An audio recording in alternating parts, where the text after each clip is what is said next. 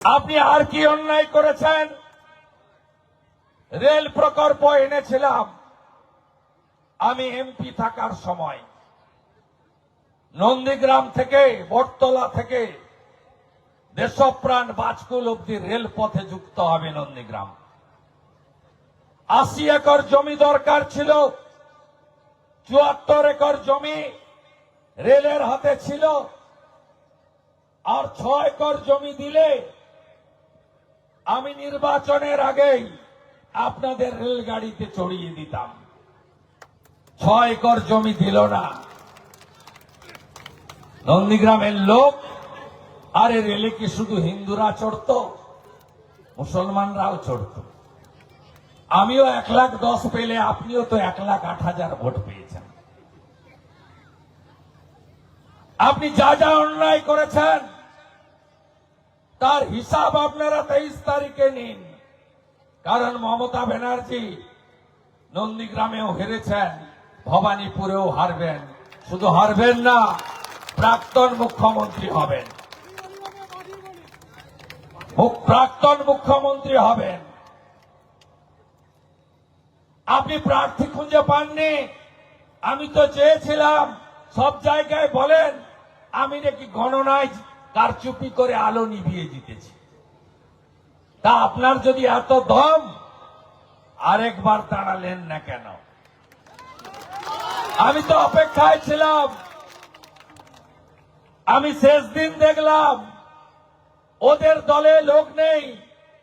আইপ্যাকের বাবুরা একজনকে কিনলেন কেজি দরে, তার আবার বহু রঙ্গ, নাম আমি বলবো না, কেউ চেনে না তাকে।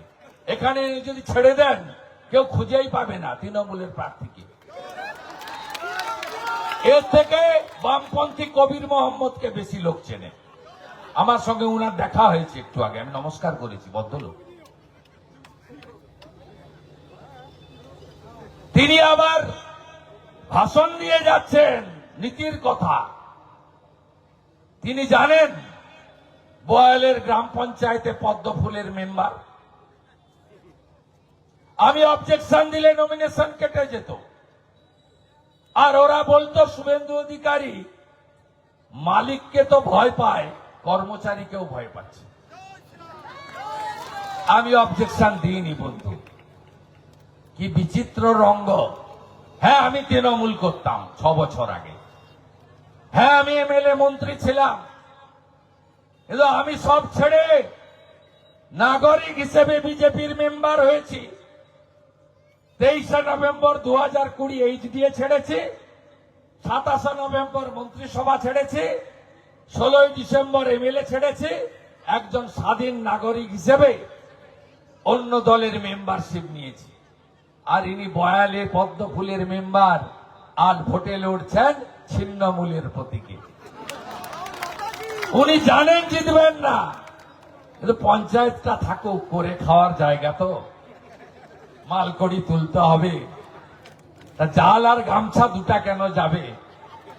যে কোনো একটা যাক। তাই তিনি পঞ্চায়েত মেম্বারশিপ রেখে দিয়েছেন।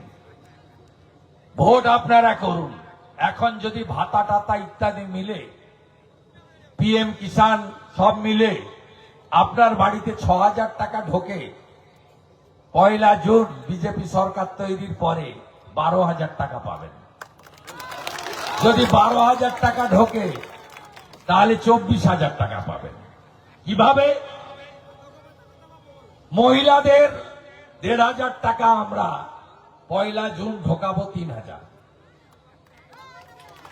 যুবকদের আমরা 1,500 টাকাটা পাঠাবো 3,000। মমতা বলেছে 5 বছর দেবে, আমরা বলেছি যতক্ষণ না চাকরি দিতে পারবো ততক্ষণ দেব।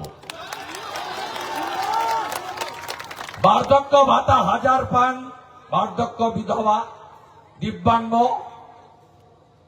1 জুন থেকে ওটা ডবল পাবেন, 2,000 টাকা। পিএম কিষাণ সম্মান নিধি 6,000 পাচ্ছেন, 1 জুন থেকে ওটা 9,000 পাবেন।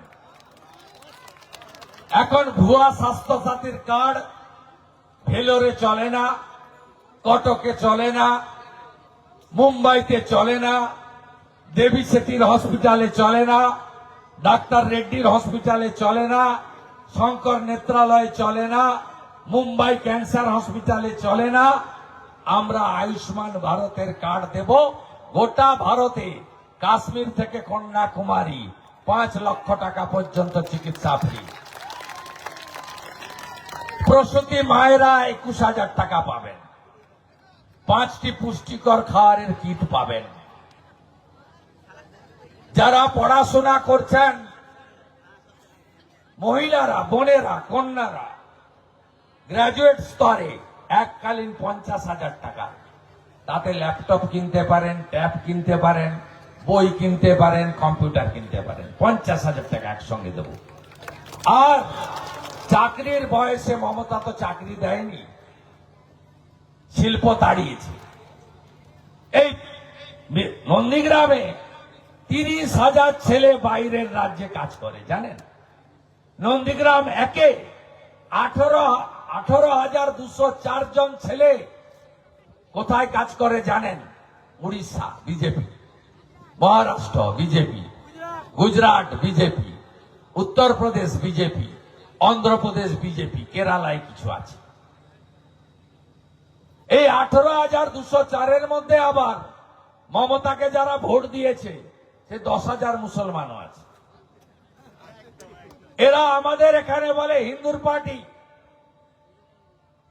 আর বিজেপি শাসিত রাজ্যে রোজগার করে আর মমতার রাজ্যে টাকা পাঠায়। এটাই কঠিন বাস্তব। 5 বছর চাকরিতে আবেদনের বয়স সীমা ছাড় দেব। 6 মাসের মধ্যে সরকারি 6 লক্ষ ভ্যাকেন্সি পূরণ হবে, শিক্ষক সহ। কার্বন কপিতে পরীক্ষা হবে, যা লিখবেন 1 কপি বাড়িতে নিয়ে আসবেন, কেউ নাম্বার চেঞ্জ করতে পারবে না। আপনারা বিজেপিকে আনুন, পরিযায়ী শ্রমিকরা বাড়ি ফিরবেন। আমরা কথা দিতে পারি টাটা সহ শিল্পকে আমরা ফেরাবো, আর মাঠ থেকে 3100 টাকা করে ধান কিনে নিয়ে যাবে সরকার। মাঝখানে কোনো দালাল থাকবে না।